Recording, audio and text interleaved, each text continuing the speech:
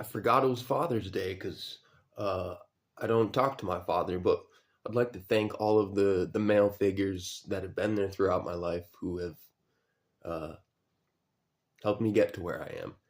Um, my dad wasn't always a bad dude. He was just a very broken person, like a lot of our parents are, especially if they were in the military. Not to say everyone in the military is messed up, but um, a lot of people learn who they want to be in by design of their father. You look up to them, you strive to be like them. And when I was younger, I did, because that's what you think you're supposed to do, right?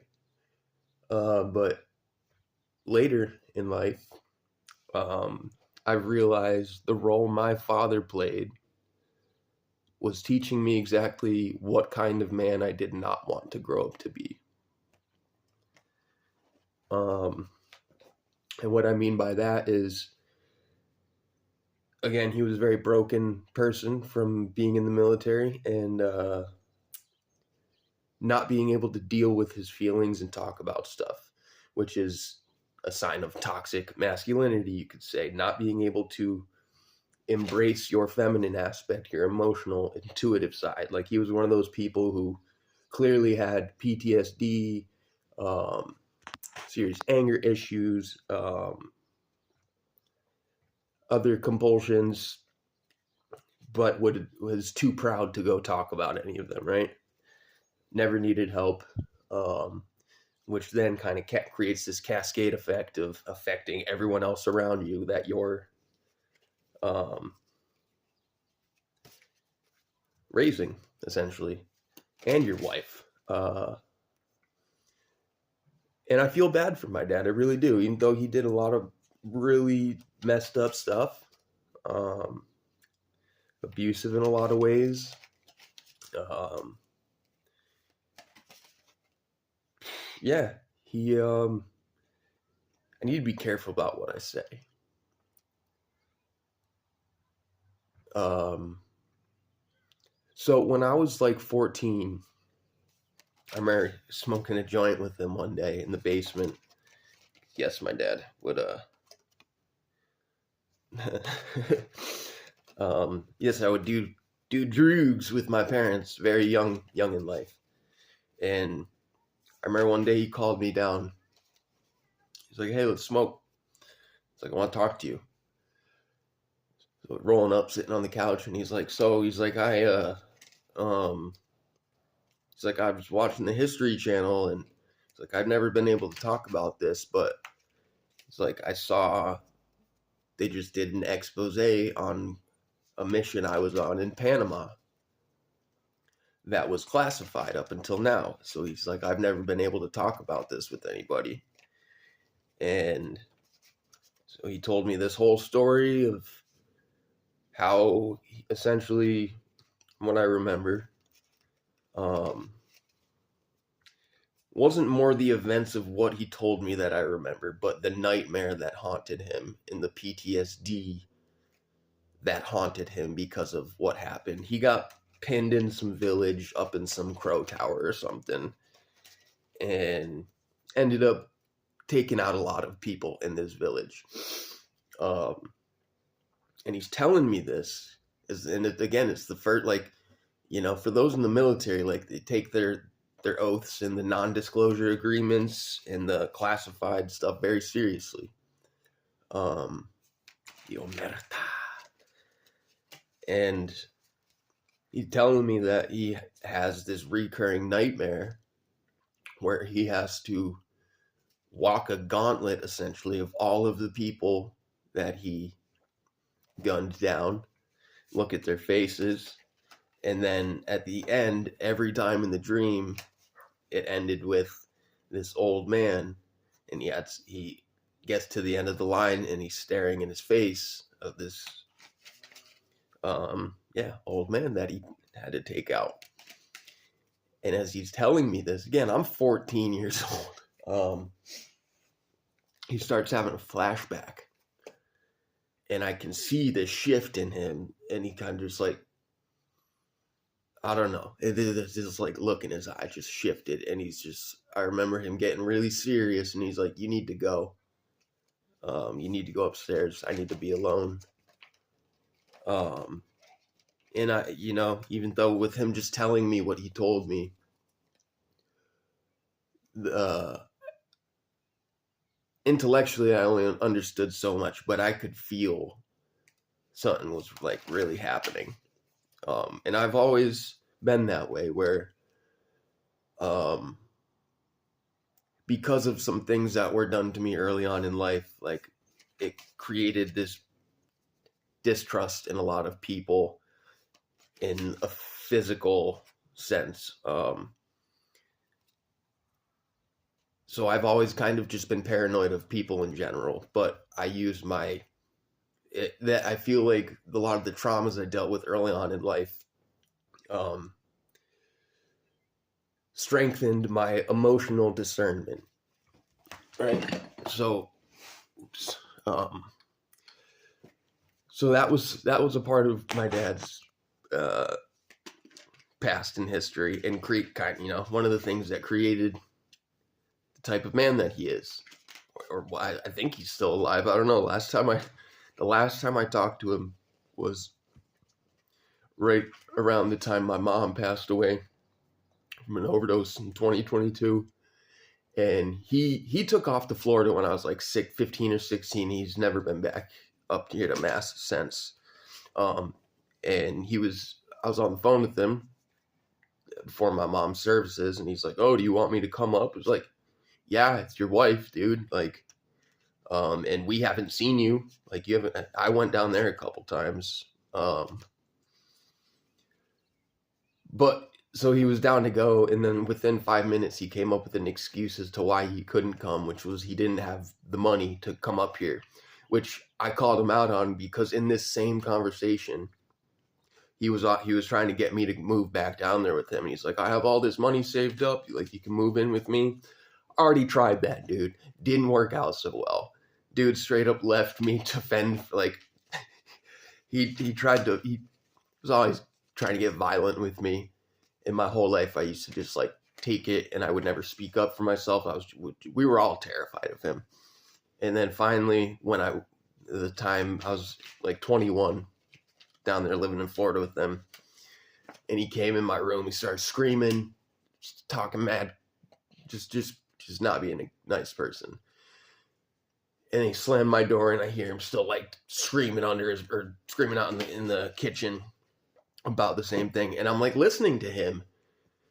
What he was pissed about was he was mad that I didn't leave him and his girlfriend enough stuffing from the leftover Thanksgiving meal that we ate. And I'm hearing him like go off. And finally, I'm just like, no, I'm not taking this anymore. So I went out there and I confronted him, and I called him out on the steps. I'm like, you've been all my whole life, like, you've been saying you're going to, kick my ass, how bad you want to beat the shit out of me. Broke my leg when I was a kid, did some other stuff that I'm not going to get into younger on. I'm like, nah, here's your chance, dude. Let's go. And I knew what I was stepping into. Like, I've seen my dad do some pretty rad stuff, so I wasn't super thrilled about calling him out, but my spirit wouldn't allow me wasn't going to let me keep taking it. And he didn't take me up on the offer to fight.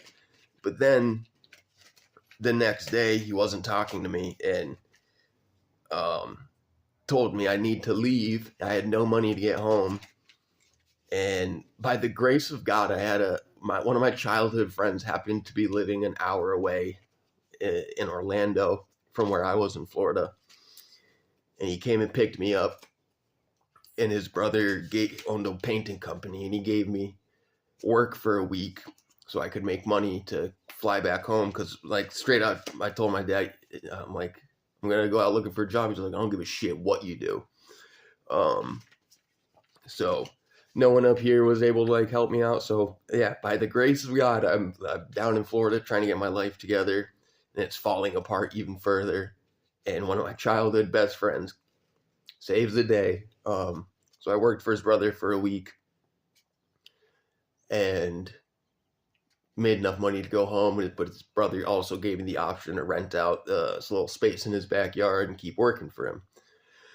And things had just been so rough. I'm like, I just want to go back home. This place does not feel like home to me, and this did not go how I was really hoping it would go. I was trying to reconnect with my father and just got to know even uglier sides of him.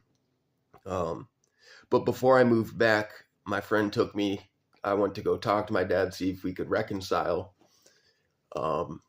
after our dispute. And he wasn't there, so I had the key, and I went in, and he'd packed all my stuff up, and he'd already like put a weight bench into what was my room. So I'm like, okay, I can take a hint. I grabbed my stuff, took off, never talked to him for like 4 or 5 years. And yeah, so yeah, the last time I talked to him, he made that excuse to not come to my mom's funeral. And then I had some choice words for him. And then shortly after that, I think he was driving home drunk from a bar, and he caused a 7-car pileup on one of the highways down in Florida. Claimed he had a stroke at the wheel. He's apparently had like 6, 7 strokes last I knew. And I knew about this too. My sister had told me, and I didn't call him. And he finally called me one day to like look for some sympathy. And I finally laid in. I'm like, dude, I know what happened, and there's a reason I haven't called you. I'm like, I hope all those other people are okay. I'm like, I really don't give a shit about you, honestly. And then, so that started a whole nother dispute between us. And then the last time I talked to him, I reached out asking him about him leaving my sister and I alone with certain people when we were kids. And someone who was a known child abuser. And I asked him about it, and at first he's like, no, we never would have left you alone with that person. And then within a minute or two, just like the shift from saying he was going to come to the funeral to, oh, we've got an excuse, went from vehemently saying, no, definitely not, indicating that you know who this person was and what they're up to. That's why you would never leave us alone with them. And then it went from being, oh, well, maybe we did.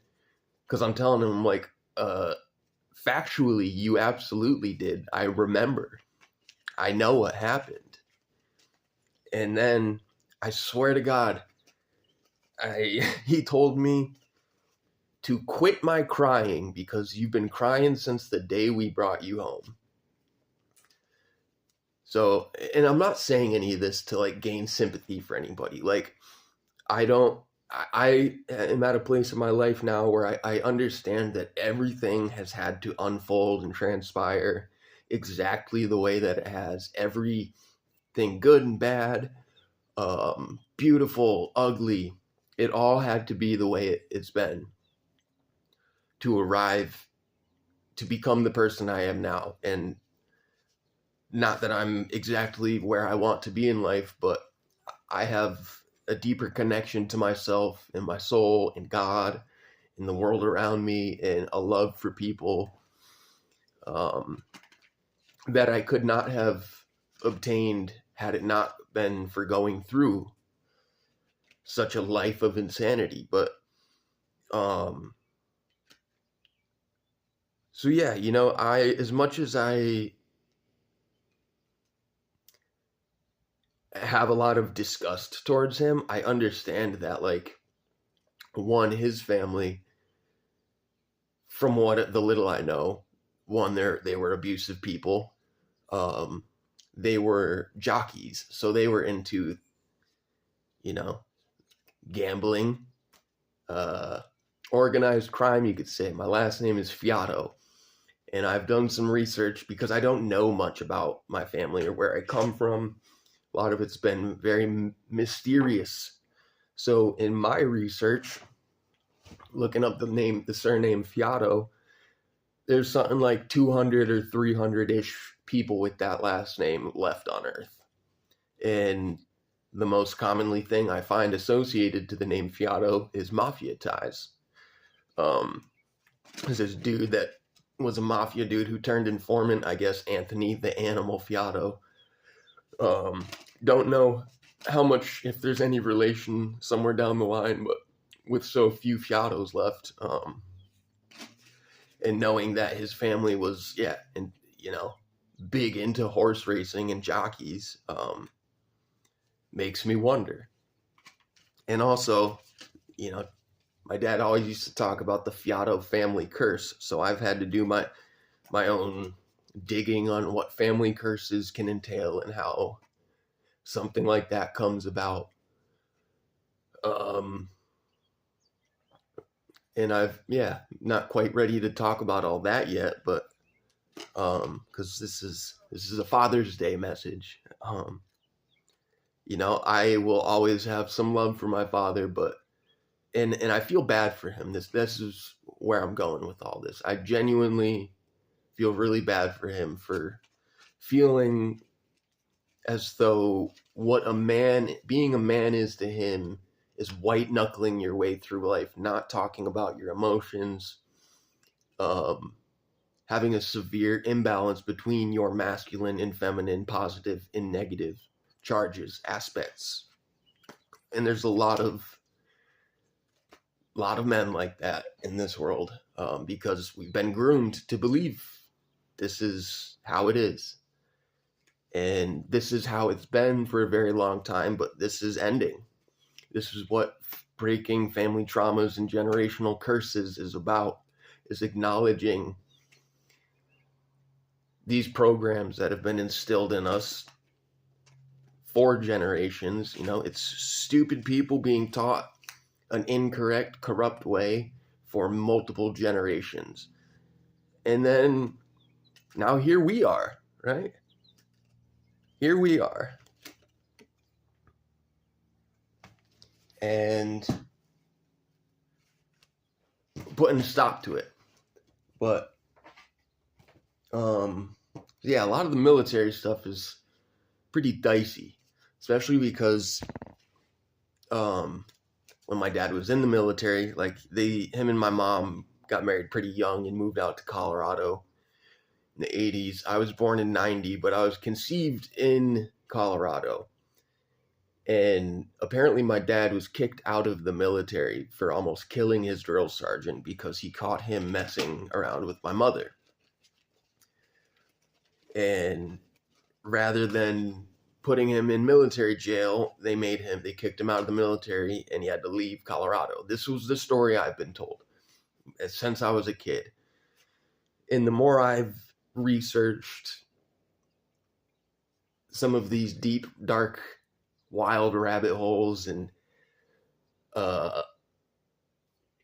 what certain sects of the military do, and then knowing that Panama story, and then also having my dad tell me later on in life that I wasn't even his.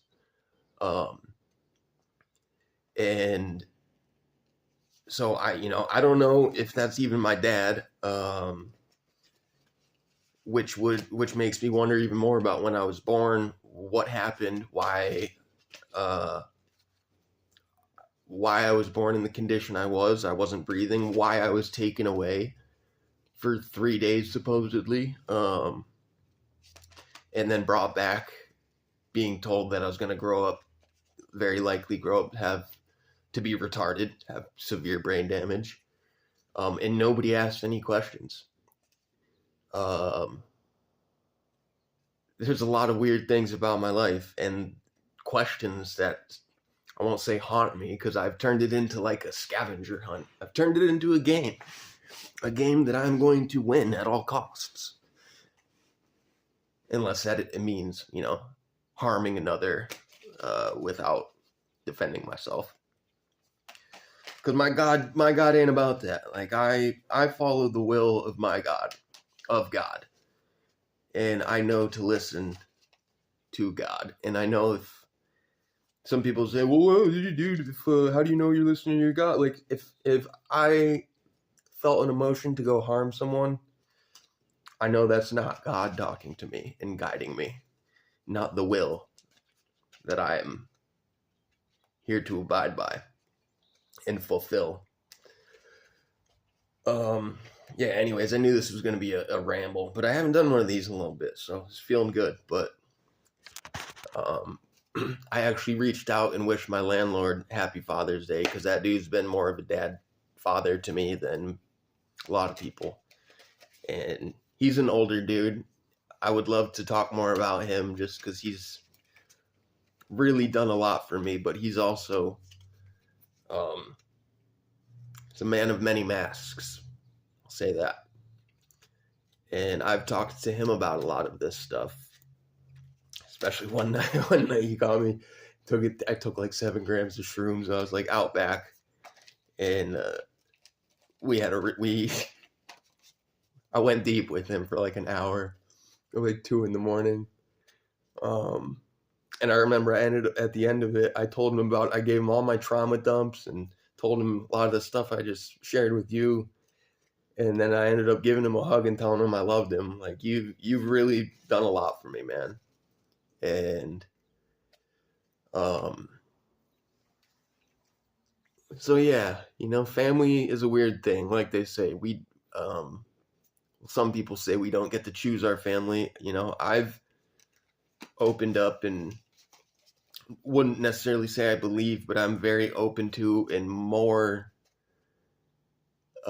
inclined to lean towards maybe we do pick our family before we come here.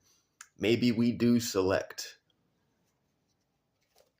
our path, our mission, some higher parts of ourself that this impish human mind and vessel is not fully equipped to fathom.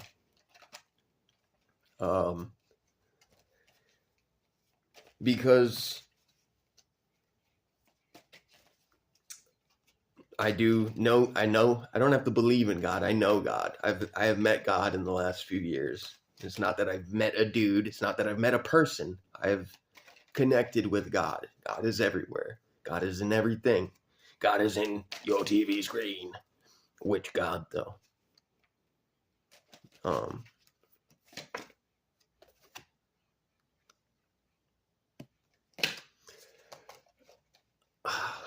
This feels good. It feels good to just let loose a little bit.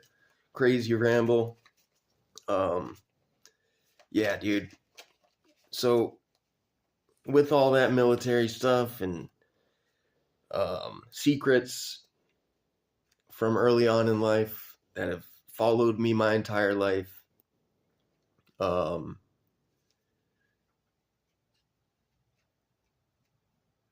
yeah, I don't know, dude. It's I've come to a point. I think that came up twice already. What was I gonna say? I've come to a point of forgetting.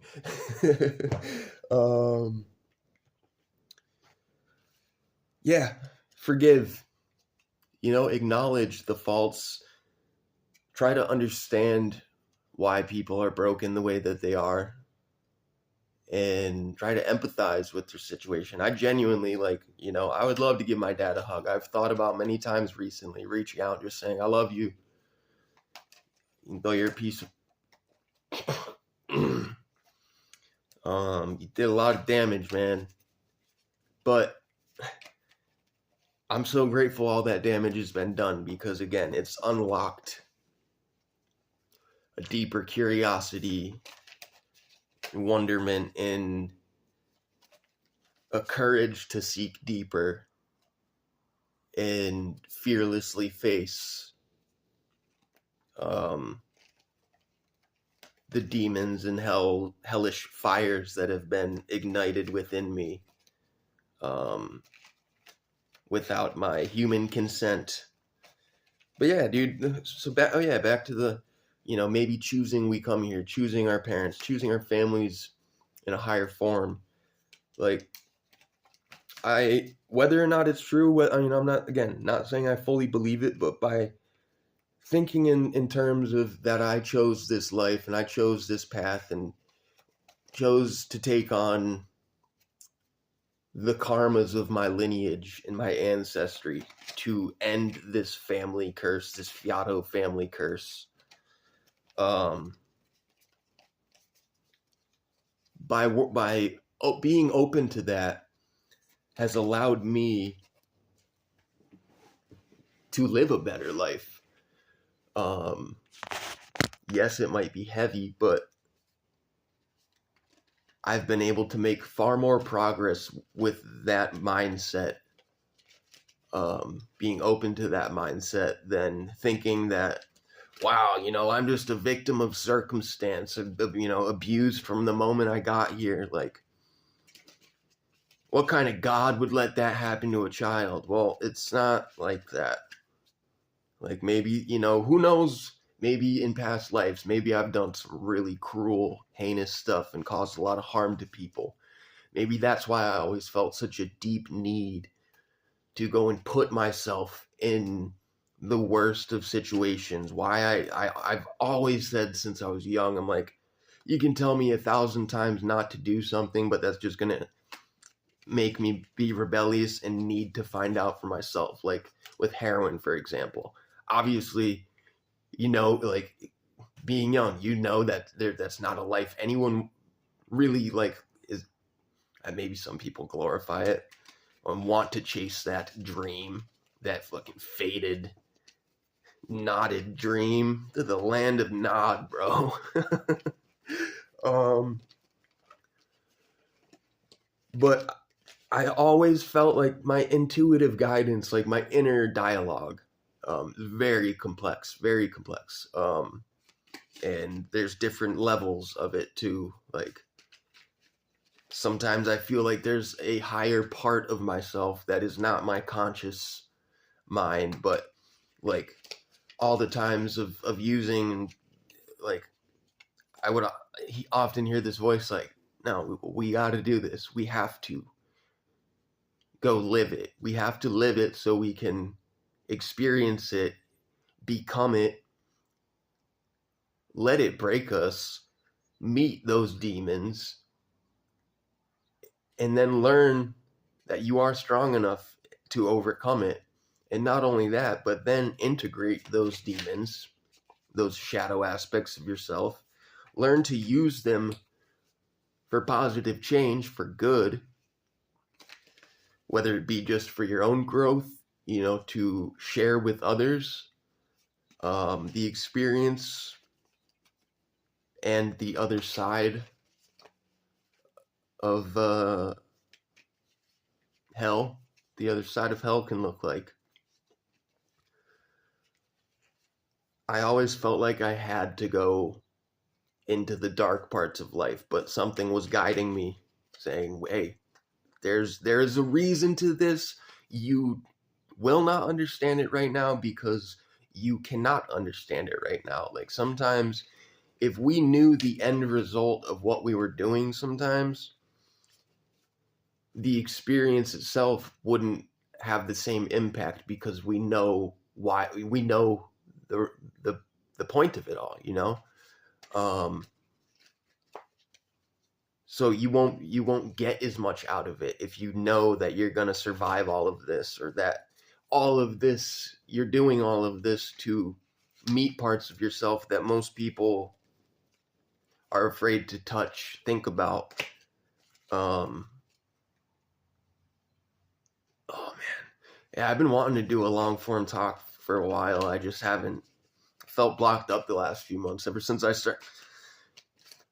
talk about certain things, I lay certain breadcrumbs out and then see what kind of things happen around me, what kind of energies come my way, especially when I call people out and call out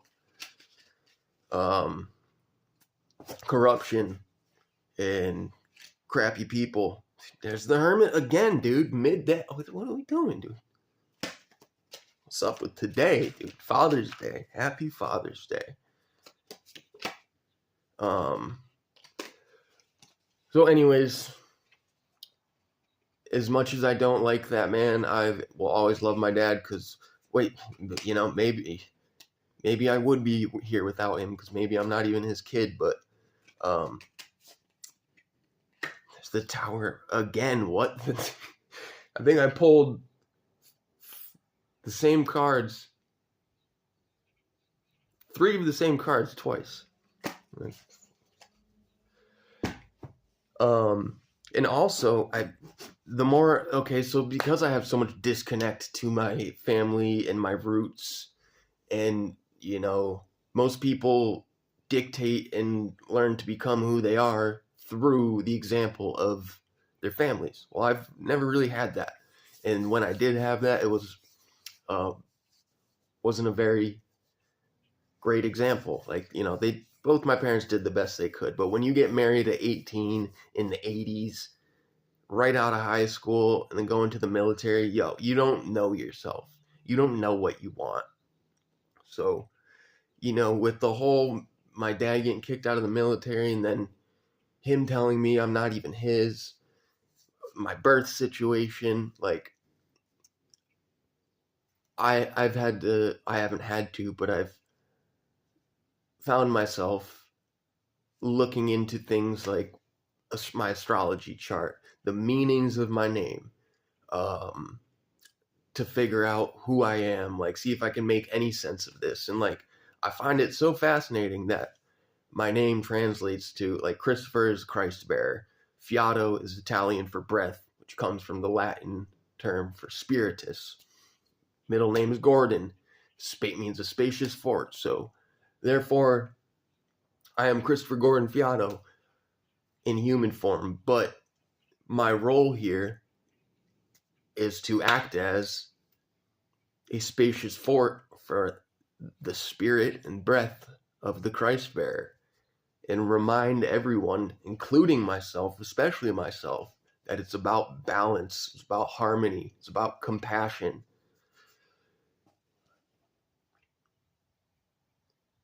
It's about remembering that we are whole.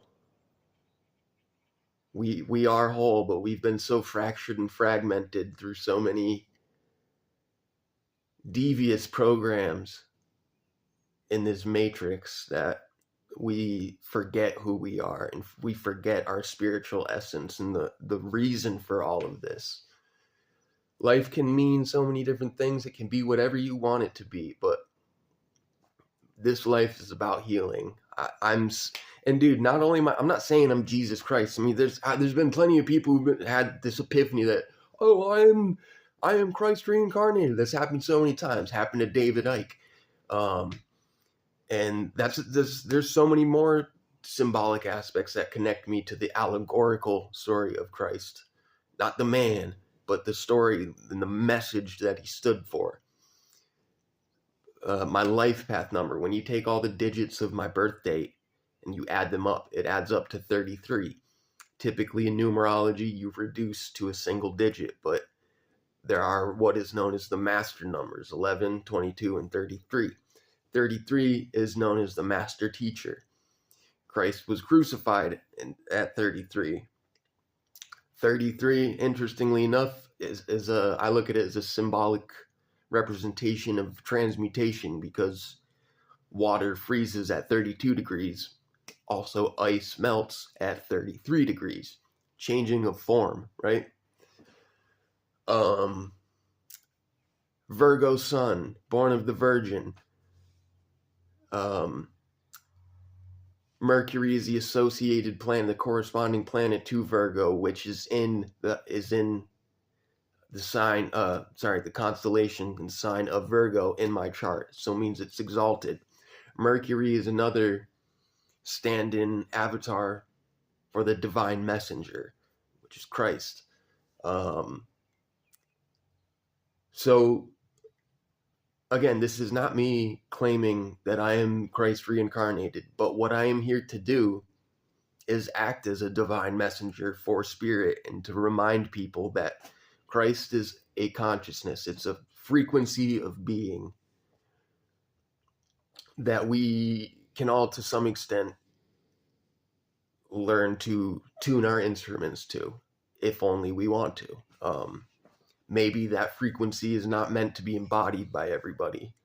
I don't think anybody can just you can't at the snap of a finger just tune yourself to that. Like changing your frequency, I know that's a very loaded new agey buzzword term, but changing your frequency is literally like dictated by what we consume, the experiences we go through. So you have to be initiated into these higher spiritual domains, right? And by initiation, like in a lot of organized like religions and secret societies and occult stuff, they have rituals that are like laid out in formula to that you can go through. But I also have come to the understanding that to become initiated, you don't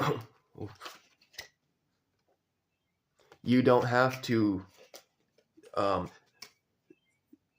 the initiations, the formulas that are developed by these societies, those are the steps that you can use to gain the initiative rights. Or you can just go through life and experience life, and it can be a gradual process. But I think it's about leaving our nervous system suspended in certain emotional states for a certain amount of times. Like, they always say to be an expert, you need to study. Dude, Hermit, Hangman, and the Fool.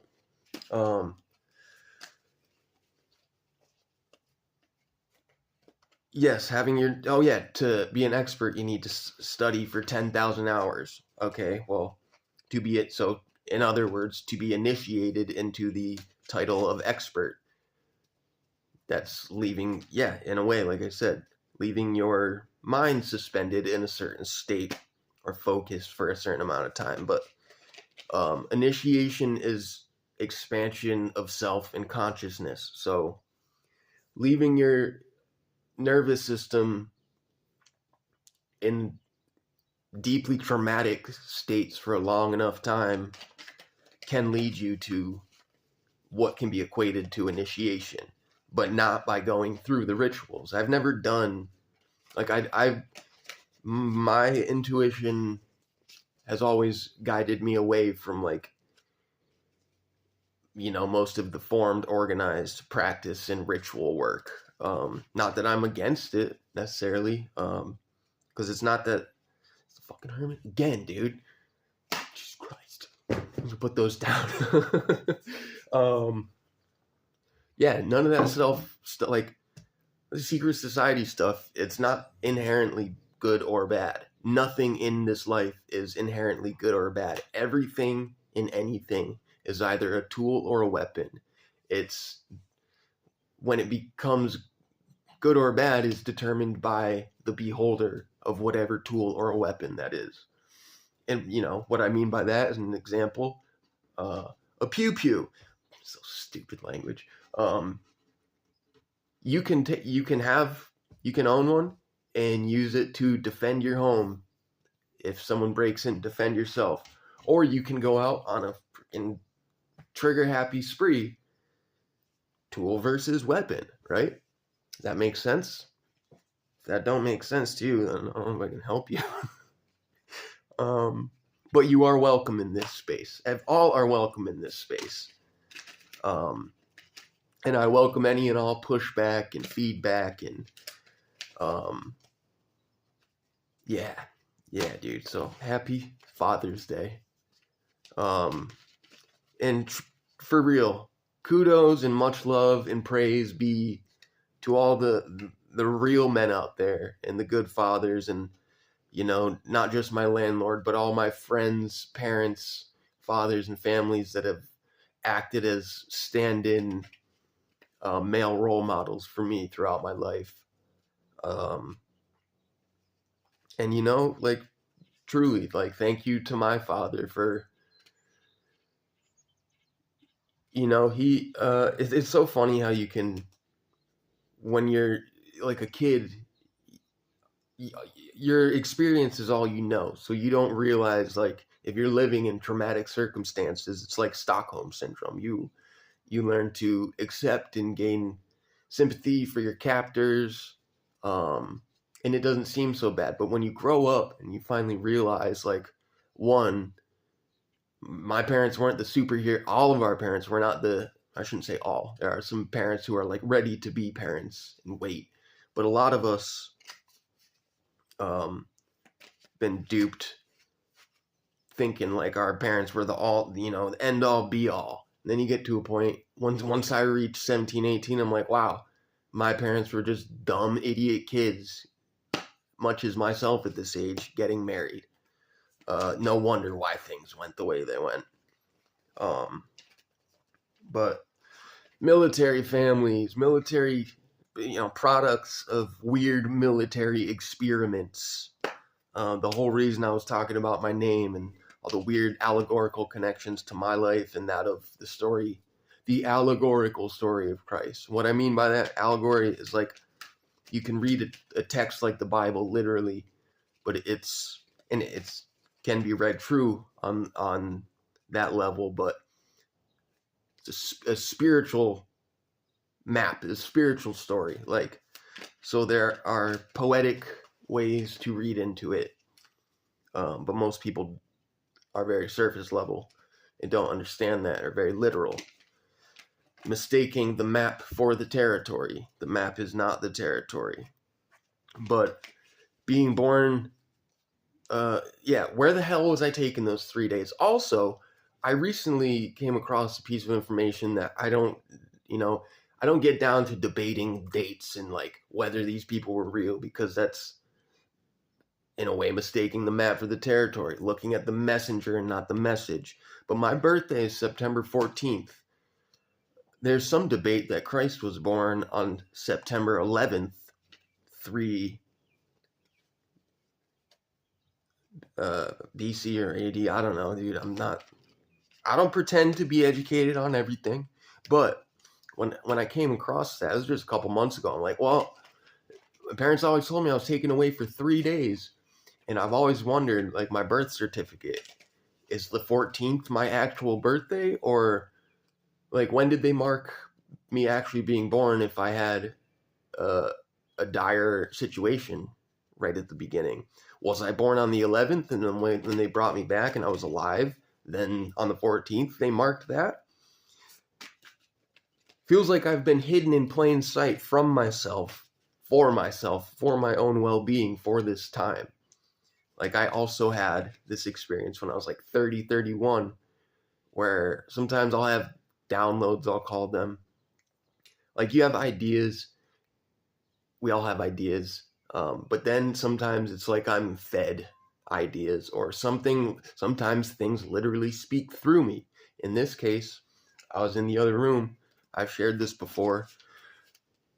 This thought came through me with such force that the thought spoke itself through my mouth without me saying it, and spoke in the third person. It said, "You're gonna die when you're 33." And it, like, made my blood, like, it was a chilling moment.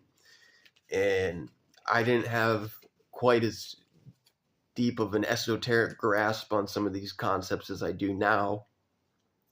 And again, not to say that I fully understand any of this. That's the beauty of this path, is that it never ends. It never has to end, because you're never gonna know everything.